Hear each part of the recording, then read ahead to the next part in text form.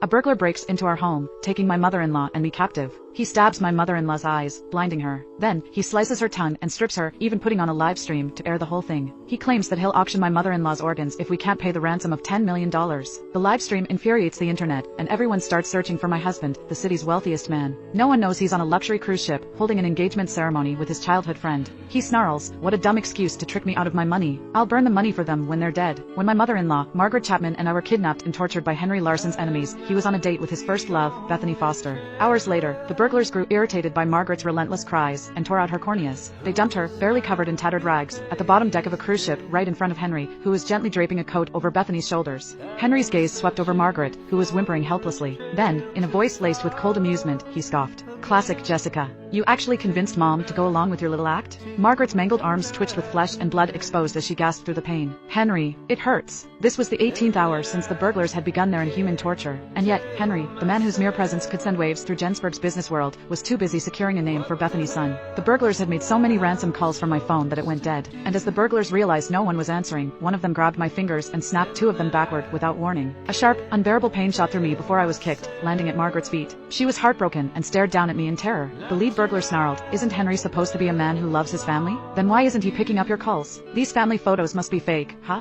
You messing with us?" As he finished his words, his boot crushed my body, making my ribs creak. My heart seized, and blood gushed from my mouth and nose. Before I could even react, his filthy, jagged nails dug into my nostrils, yanking me forward. His sneering laughter buzzed in my ears like a death knell. "You've got 2 minutes. If no one picks up this old woman, well, you'll see." I grew up in a single-parent home, but after marrying into the Larson family, Margaret had loved me like her own daughter. And now, she sat beside me, trembling violently as her face had turned ghostly pale. A sharp, searing pain made me cough up more blood, but I had no choice. I clutched my phone like a lifeline, and my voice shook as I repeatedly swore Henry would answer the phone. I vowed to protect Margaret. With trembling fingers, I dialed Henry's number again. This time, the call connected. "Hello?" Henry's familiar, gentle voice came through the receiver. Upon hearing that, my teeth chattered uncontrollably as the burglar's blade pressed against Margaret's eye. I fought to steady my breath. "Henry, Margaret and I have been held hostage." "We." "Jessica." Henry's voice turned sharp as he cut me off with an impatient sigh. "I don't know what kind of stunt you're pulling this time, but leave Mom out of it. And don't say crap like being held hostage. If you still want this family to function, stop using Mom to fight for attention." Before I could say another word, the call ended. The burglar twisted his knife, and beads of blood appeared on Margaret's face. "No." My breath hitched in terror. I redialed, terrified that Margaret's face would become a canvas for their cruelty in the next second. The call connected again. I was on the brink of breaking. "Henry, I'm begging you. Just believe me this once. Margaret and I are being held hostage. Please, pay them $10 million to save us." This time, he didn't hang up immediately. I dared to hope. For a fleeting second, I thought he might finally believe me. But then Henry's voice came through again. It was colder than ice. $10 million?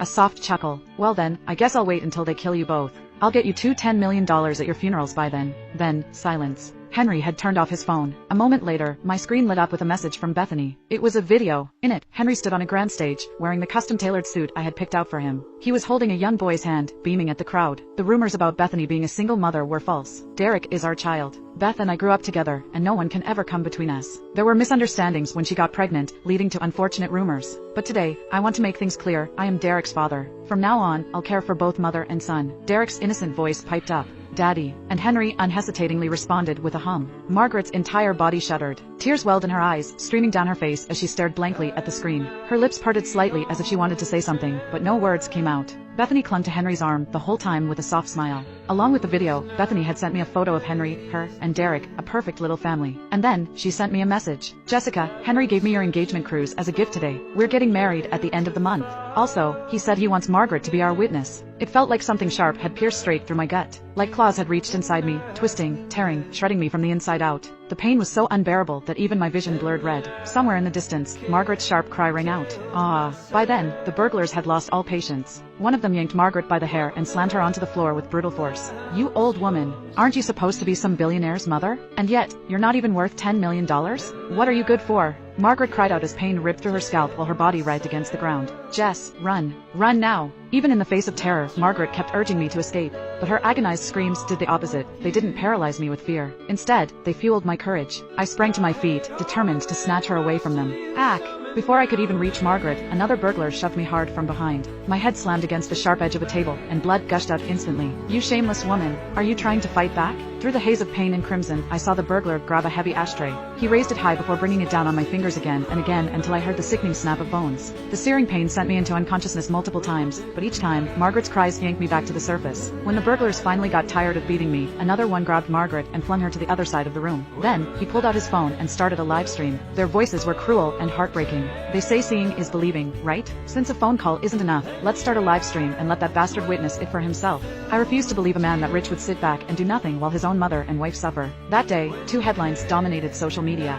First, a 60-year-old woman was live-streamed undressed during a hostage situation. Second, the business mogul Henry Larson had announced his engagement. Both trended at the top, neck and neck, flooding every corner of the internet. Henry was all smiles in the video as he gently stroked Derek's head. Facing the media, he declared, "That's all for today, everyone. The interview is over. Derek is tired, and Beth and I need to take him to rest." Bethany lowered her gaze, and a soft smile tugged at her lips as she said, "Henry has always been like this. Family always comes first for him." Meanwhile, back in the hostage room, the burglars had torn Margaret's shirt from her body, leaving bruises in the wake of their hands. They shoved her toward the camera like a prop, laughing and treating her suffering like entertainment. My head was pinned to the ground beneath the burglar's foot, and blood and tears streamed as I watched the scene unfold helplessly. Margaret's screams gradually faded from desperate cries of "Don't touch me" and "Henry, save me" to incoherent whimpers. Her eyes lost focus, and she started to drool. The live stream was flooded with comments. "This is sickening. That poor woman. Someone help her. The burglars said they'd release her if her son shows up, right? People on the internet, find her son. Hurry!" The burglar kicked Margaret's limp body aside and sneered. "Well, old woman, looks like your precious billionaire son doesn't give a damn about you. In that case." Then, without hesitation, he raised a knife and drove it toward Margaret's throat. My body seized with terror, and I pleaded desperately. I struggled, thrashed, and screamed. "Please, please, let her go. Take me instead. I'll give you whatever you want. Just don't hurt her." Blood bubbled up my throat, spilling onto the floor as I choked on my sobs. A hard slap sent my head snapping to the side, and warm liquid dripped from my ear. Soon, the air stank of blood. Margaret, barely clinging to consciousness, turned her empty gaze toward me after hearing my cries. And even then, she tried to comfort me.